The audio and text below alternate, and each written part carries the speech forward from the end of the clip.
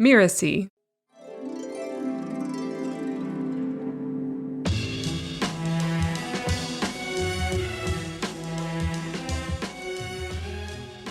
Even if you're chatting with someone and you're kind of overthinking, checking your phone often, that's actually really your nervous system being activated or being triggered because a part of you feels unsafe. Hello, I'm Katy Valentine, and you're listening to Soul Savvy Business. I'm a soul-minded spiritual entrepreneur, a Christian minister, and a New Testament scholar. Don't let any of that scare you. I support all paths to the divine and use tools like chakras, dreams, and intuition to get there. On this podcast, we explore the intersection of business and spirituality. What do I mean by that? Too often, we separate our business selves from our spiritual selves. But in doing that, we don't leverage the full potential of either one. This podcast aims to help you fall in love with your own soul so that you can live your most fulfilling and successful life.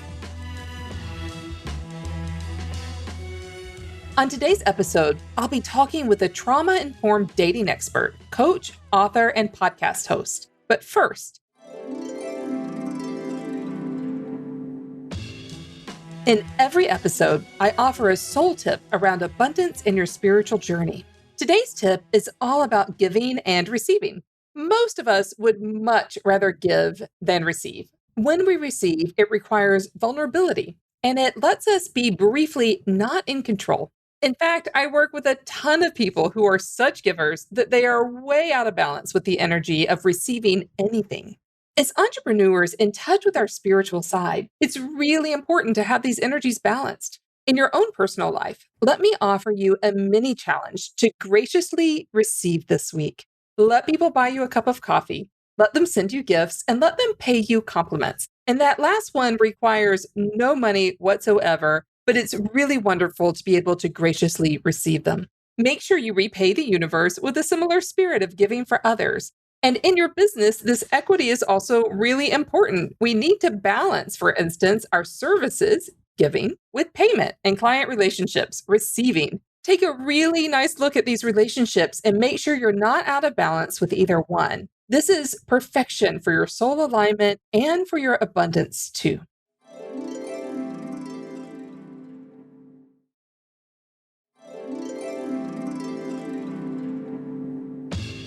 My guest today is Lilli Bewley. Before I bring Lilli onto the show, I want to let you know that suicidal ideation is a topic that comes up. Mental health is so important. Please do take wonderful care of yourselves in that regard. We have resources in the show notes, including a 1-800 number if this is a topic that you struggle with. Lilli is a celebrated relationship coach who helps women find true love through healing. She is also the host of the Lilli Bewley podcast that focuses on self-love, relationships, and healing from abuse and trauma. Welcome to the show, Lilli. Oh, thank you so much, Katy. I'm so happy to be here. I'm so thrilled that you're here too. And I'm just curious if anything resonated with you on that tip about giving and receiving and working on being in balance with those. Yes. Tell me more. What a beautiful tip that was. And thank you for sharing that with me and the audience. Yeah, I mean, receiving is really such a hard practice. It is such a hard practice. It was for me in my development. It still is, if I'm completely transparent. And what I've realized through my journey is, like you just said, like I am great at giving. I'm great at giving support. I'm great at really intuiting what people need, which is like why I'm here as part of my gift. But being on the other end of that and receiving, what I've realized in my journey, and I talk about emotional trauma and the deeper level kind of root cause issues for why we are the way we are, is that receiving for me a lot of times felt very unsafe in my emotional sphere, in my body. And what I've really, really learned through my journey is how can I make receiving space safe for me? Because if we're talking about receiving from other people, what really, really came up for me is this idea of receiving from someone meant that they wanted something from me a lot of times. And so receiving just to receive, like you said, like a cup of coffee or a compliment really was a stretch for me for a long time because I really thought that there was an ulterior motive. Thank you for sharing that. I know that that is going to fall on ears that are nodding in agreement with you. And when receiving is often done with an ulterior motive. And so it is easy to feel really unsafe. And then I think for people like me, I just don't really like to feel out of control. I remember in my early 20s, No, I was yeah. dating someone. I was dating someone and I just was sick. I had a cold or something. And he kept on offering to do things, get me dinner, get me orange juice. And I wasn't even being a martyr. I was like, no, I'll be like, I'm fine, I'm fine. And he said, can you just let me do anything for you?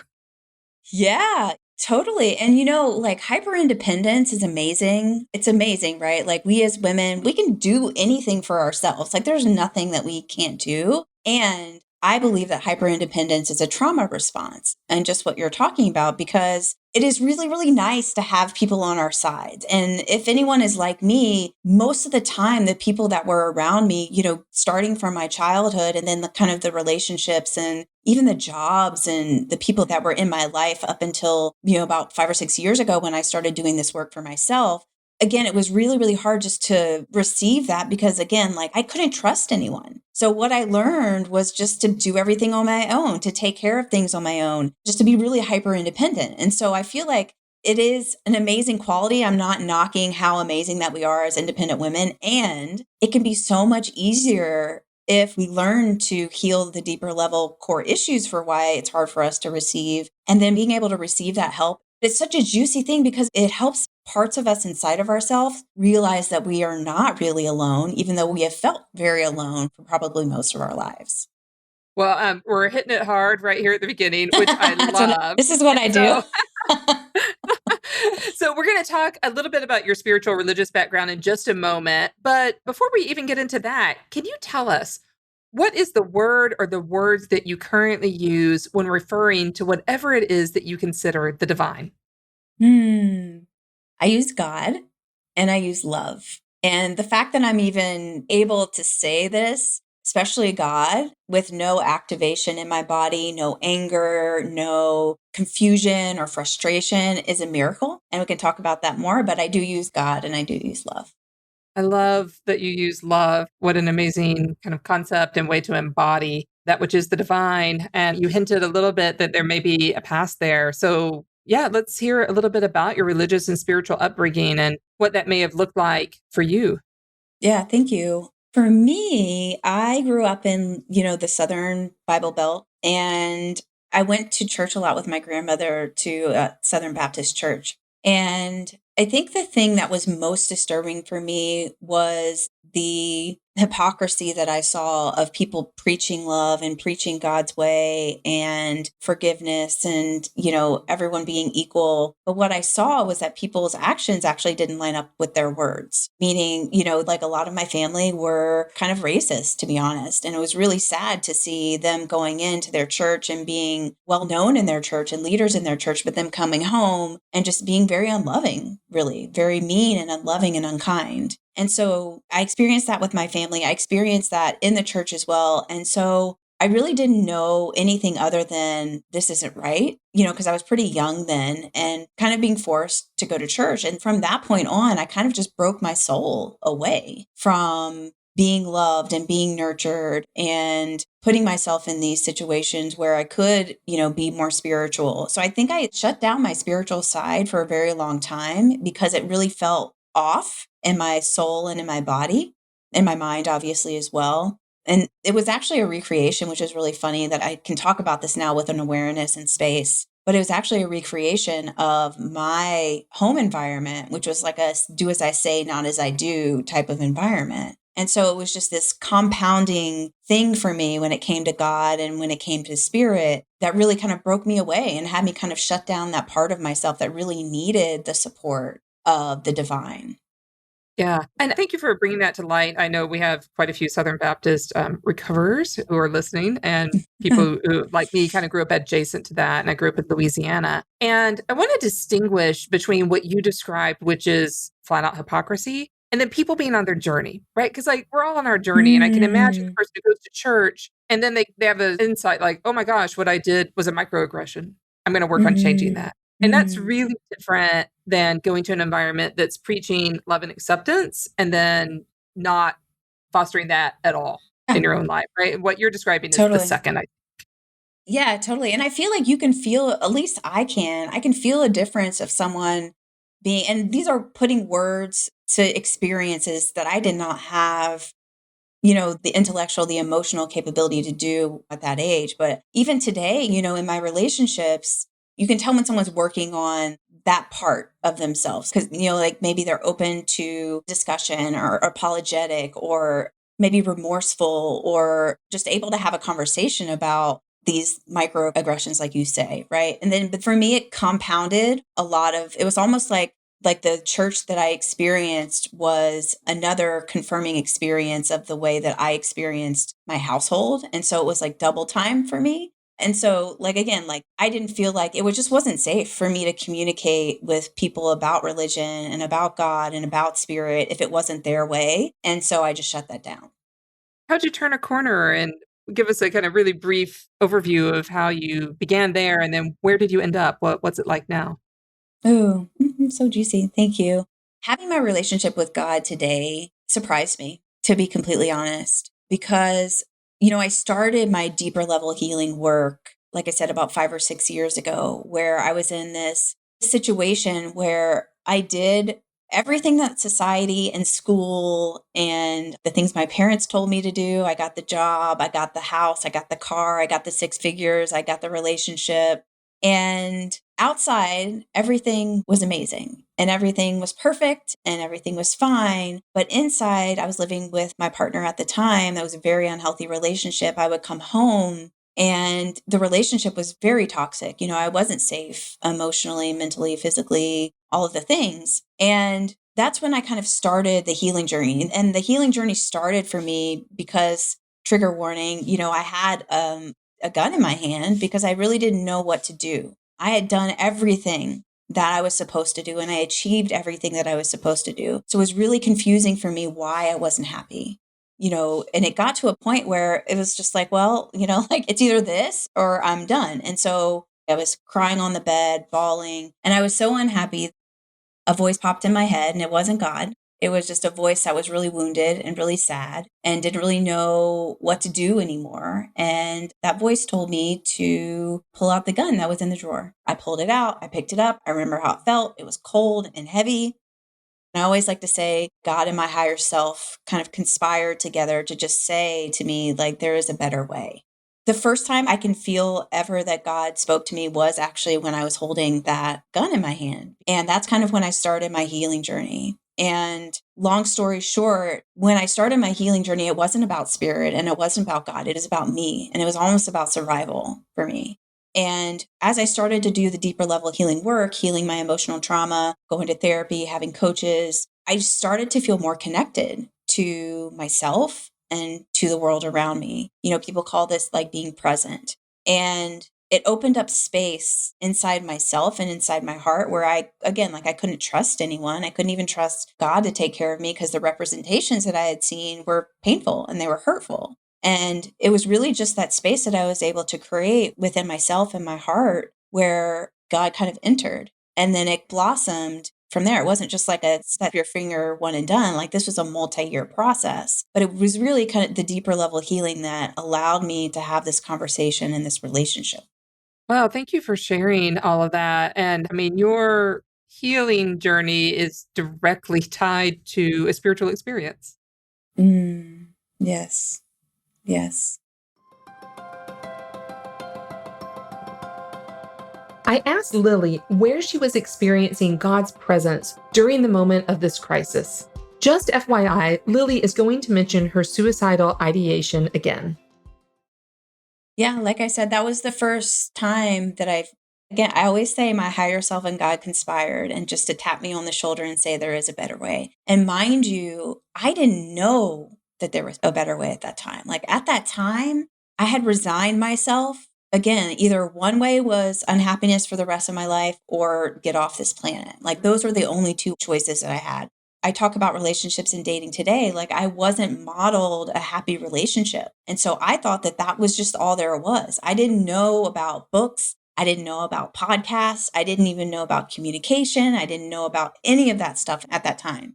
And so when they tapped me on my shoulder and said, there is a better way, I didn't know what that way was. But that was the opening for me and the kind of the fuel to keep growing and keep learning about myself and about, all these other things. And it opened up that space for sure.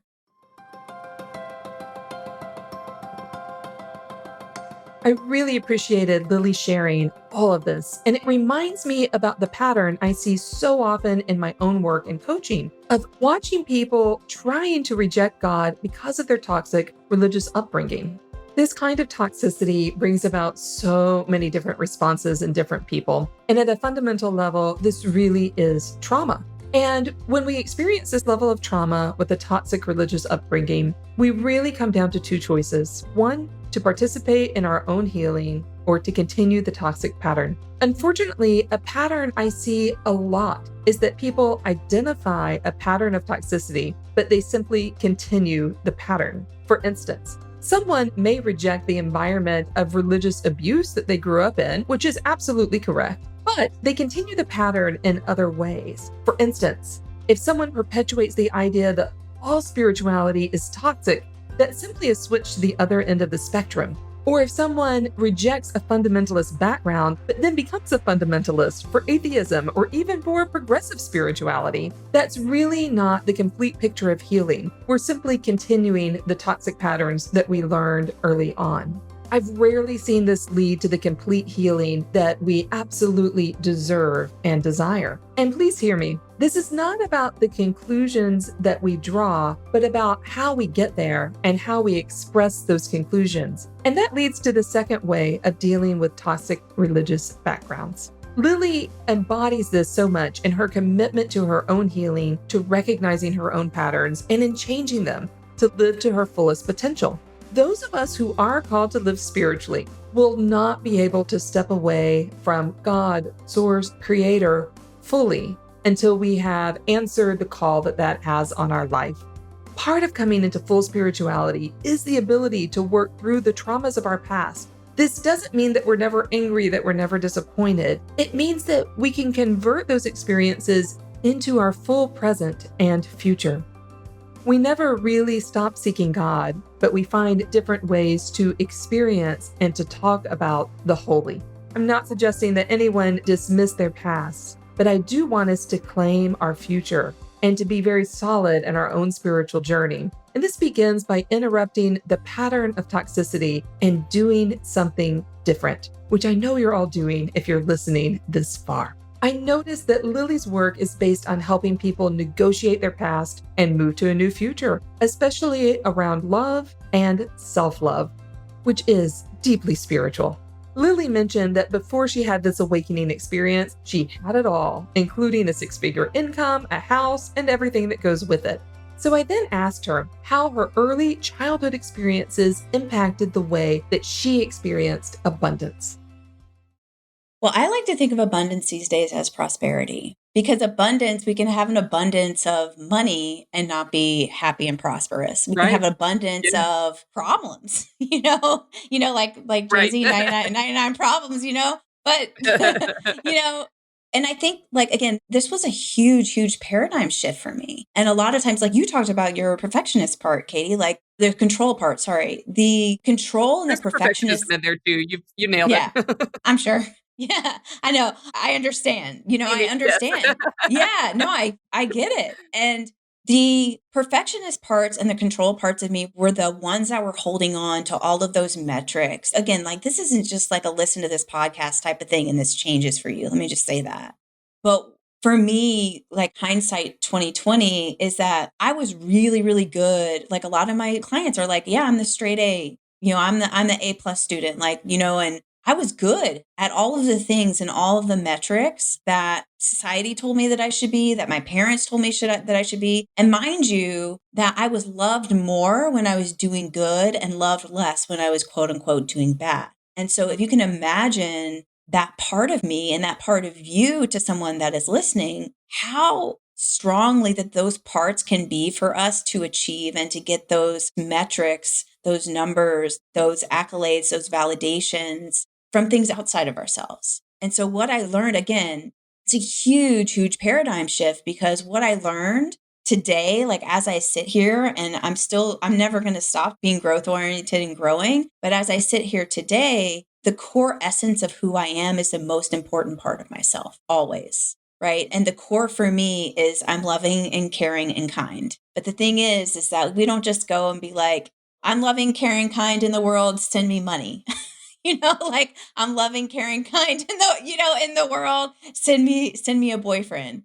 What this really, really took for me, again, was doing that deeper level healing work to realize, again, this is like, again, 5 or 6 year process. This isn't just a one and done. But now I know that the environments that I create for myself, like I talk a lot about dating, for example, the environment that you create with dating, I hear all the time. I don't know if you hear this too, Katie, with any of your friends, but dating sucks. I said this to myself. I said this to, my friends and my family. So it's not that dating sucks. It's that your experience with dating sucks. So the question is, how do you change your experience? And it's the same thing that I discovered kind of with this whole paradigm shift about perfectionism and control. I really, really did not want to have that much of a grip on my life, but that was the only way I knew how to get the external validation, which in turn gave me love. So it was really just healing the deeper level emotional traumas that I experienced to kind of get to that space where I am love, like I'm a beacon of God's purpose at this point in my life, and that feels really good for me to say and to share, because what happens is that really becomes a magnet to everything that we want. We actually don't have to work that hard, which is crazy to hear. And I'm sure crazy to think about, but it's true. And I've experienced that, which is just wild. I mean, it's really wild. Well, that's a perfect segue. So let's switch gears a little bit and talk about your entrepreneurial journey and the work that you're doing now, this wonderful coaching. Just tell us on a basic level, what is your business and who do you serve? Right now, I work with successful women to help them love, dating, and find true love. And again, I say successful because that's where I was. Like everything was working in my life besides my relationships, and it didn't make any freaking sense at all. And so I work with women mostly who have been doing personal development or therapy for 6 months or more and are feeling kind of stuck in the dating process. Like dating sucks. I'm giving up on dating. I don't know if you saw, Katie, but I have the feminine dating archetypes, which anyone's welcome to go take that quiz. But there are 4 archetypes that women fall into in the dating process. So like goddess woman archetype is the one that I work with the most. It's basically the woman who kind of knows how she's supposed to be, but really can't seem to get the results in real life, especially with dating, like attracting unavailable men or having a crappy dating experience. So tell us a little bit more about these archetypes. Let me just say that like God gave me these archetypes because I just had how people say they have downloads, tidbits kind of feeding me from the divine. And before I kind of go into what they are, what it really was is a reflection of the dating process that I went through to find my true love and my epic love in the relationship that I'm in right now. And they were phases for me. And then I started to see the same pattern with my clients, like, oh, yeah, I've been there, and then I kind of took a look back. It combines a little bit of different types of theories, different types of modalities. But again, like God was like, oh, this is normal. And this is like one of the big things with the archetypes is that I really want to let women know that what they're going through could be a phase. So there is a way to kind of get out of that. And secondly, you're not alone. This is the stuff that people don't talk about. People will tell you just to go have fun on a date. Lillian could not just go have fun on a date. She could not. Must make it work. Yes. And it's normal. But the 4 archetypes are the chill woman, the fortress woman, the goddess woman, and the magnetic woman. And the magnetic woman is the woman that I aspire to be and my clients aspire to be, which is, again, like this whole idea of being a magnet to what it is you truly desire. And so with these archetypes, do you think that the patterns that produce the archetype, which someone may be when they take the quiz, if they're not yet in the magnetic sphere, are those formed in childhood? Are they informed by trauma and abuse, like all of those kind of adverse experiences that so many people have? Yes, I have seen patterns. So, like, for the example, like the chill woman has a lot of healing work to do around like boundaries, around speaking up, communicating needs and desires. Firstly, finding out what your needs and desires are. And in dating, it's not just the qualities that you want and the characteristics that you want. It's actually the needs and the desires. Like, how do you want to feel? What are the specific values that are kind of like non-negotiable? And yes, they're based off of past experiences, based off of childhood, based off of even past relationships that maybe have gone really sour, ended really badly, or maybe there's still energy inside of us that's still connected to that experience or that person. But yeah, for example, like the goddess woman will have a lot of healing to do with perception versus reality. outside perception versus what's really happening inside. The goddess women will have a lot of healing to do about control and about perfectionism as well, right? So, yeah, there have been some similar things that I've seen about healing when it comes to that. Talk to us a little bit about the dating nervous system that you talk about and how we can understand and navigate that. Wow. Dating nervous system is a real thing, first of all. So if you find yourself kind of overthinking a lot, if you find yourself in anxiety or overwhelm when it comes to the dating process, or even if you're like chatting with someone and you're feeling yourself kind of overthinking, checking your phone often, that's actually really your nervous system being, for lack of a better term, being activated or being triggered because a part of you feels unsafe. So what I do with my work is really, really help people and women feel safe within themselves. And a lot of that comes to expression. You know, in childhood, for example, I wasn't really safe to express anything. So I shut down. It took me a long time to figure out what my needs and desires are. So people will say, like coaches will say, oh, just, what are your needs and what are your desires? If you're at all like me and have been through maybe a similar experience, I didn't even know what my needs and desires were. So that's a little sidebar, but the nervous system is really, really important because we have to feel safe within ourselves in order to connect with someone deeply, right? We have to feel safe within ourselves to communicate clearly. When we're kind of activated like that, our prefrontal cortex isn't turned on. So we think that we're communicating what our needs and desires are, but if our nervous system isn't regulated, then it may not be really your true needs and desires. It may just be a reaction. Does that make sense? Mhm. It's striking me. It's such, for me, a spiritual value to feel at home in our bodies and to regulate our nervous systems. And so many of us believe that spirituality happens in the head. What you're doing and helping people be fully embodied, to me, it's bringing in the divine feminine. It feels like such a spiritual thing to do. And I'm curious if you experience it like that. It so is. It so is. And I love the conversation of embodiment. The thing that I don't like about the conversation about embodiment is it isn't just like an Instagram post that you can read and you can do a dance on. Like embodiment for me, at least for me, if I try to do like a feminine dance or try to just like dance and have fun with the intention of maybe like getting rid of something, like getting rid of my nervousness or getting rid of, I don't know, like anxiety or stress or something like that. I tried all of the embodiment practices. I tried even yoga, which again, yoga is an amazing practice. But what didn't work for me is it became just another thing on my to do list to get rid of something that I didn't like and things that I thought were wrong with me. And so, again, I think everything starts what you're talking about, Katie, in the body. In fact, what we used to think was that our behaviors and our actions came from our mind. But what they're realizing now is that through advanced studies is that actually our behaviors and actions come from the nervous system telling us whether those behaviors and actions are safe. So we used to think, again, 100% was in our mind. And that's why like mindsets don't work. Affirmations don't work most of the time if you have these deeper level core traumas. But what we realize now is that 80% of what we receive as what is safe comes from our body and it talks to our brain. 20% of what we perceive as safe comes from our brain. So it's actually the body that is really telling us that this person is safe.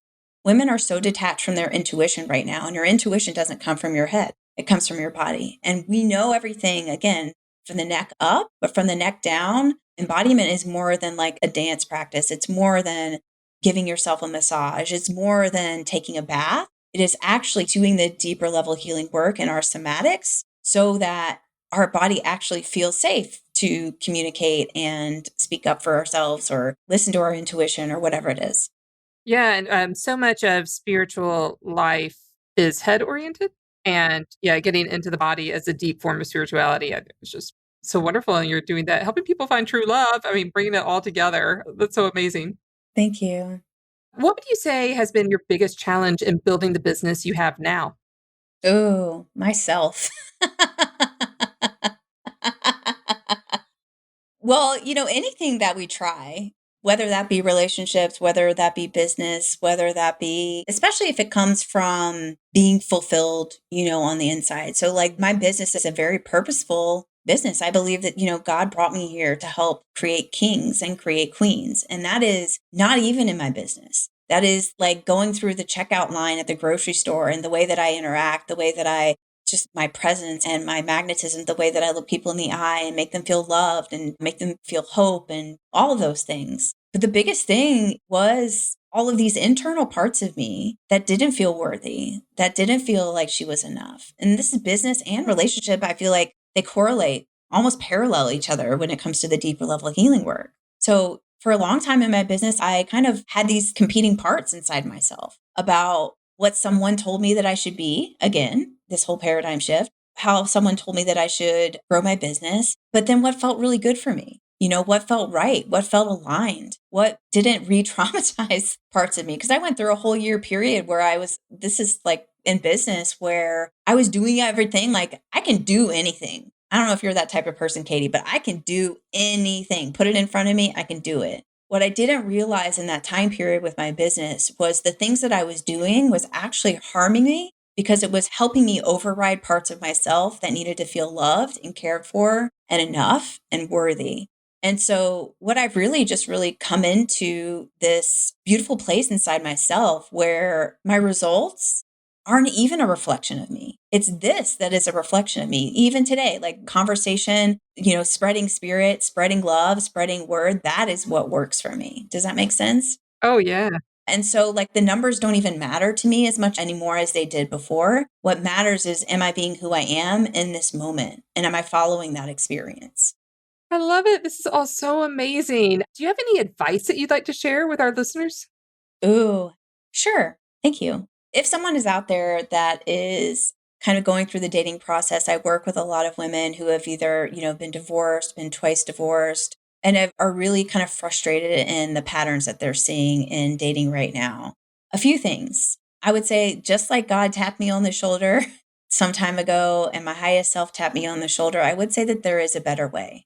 So again, what we're really trying to do is not change like your dating profile. We're just trying to change your experience. And a lot of that is the deeper level patterning that we're talking about. The other thing I'd like to say is that like whatever unhealthy pattern that you're seeing, whether that be chill woman pattern, goddess pattern, fortress pattern, or whatever self-described pattern that you're seeing, is that your patterns are not you. There are parts of us that are going to tell us that the patterns that we're seeing is all about us. We're unlovable. We're not feminine enough. We are unworthy. Men are unsafe. But the patterns aren't us. It's really just a part of us when they happen that is really screaming out for us to heal so that we can restructure and we can have a new experience.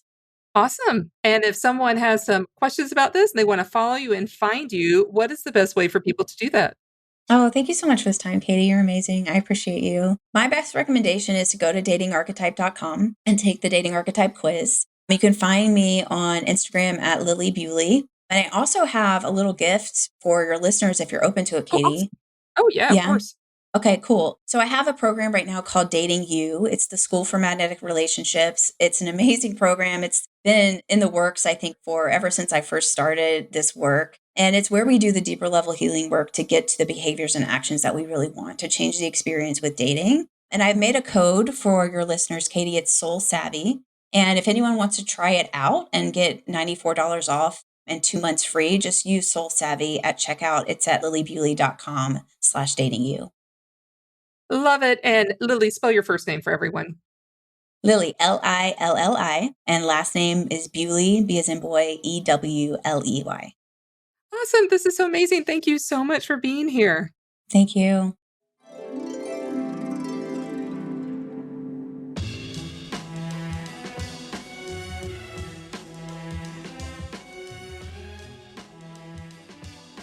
I'm Katy Valentine, and you've been listening to Soul Savvy Business. Soul Savvy Business is part of the Mirasee FM podcast network, which also includes shows like Just Between Coaches and Once Upon a Business. This episode was produced by Cynthia Lamb. I wrote this episode with Melissa Deal. Melissa assembled the episode. Danny Eny is our executive producer, and post-production was by Post Office Sound. To make sure you don't miss great episodes coming up on Soul Savvy Business, follow us on Apple Podcasts, Spotify, or wherever you're listening right now. And if you like the show, please give us a starred review. It is the best way to help us get these ideas out there to more people. Thank you, and we'll see you next time.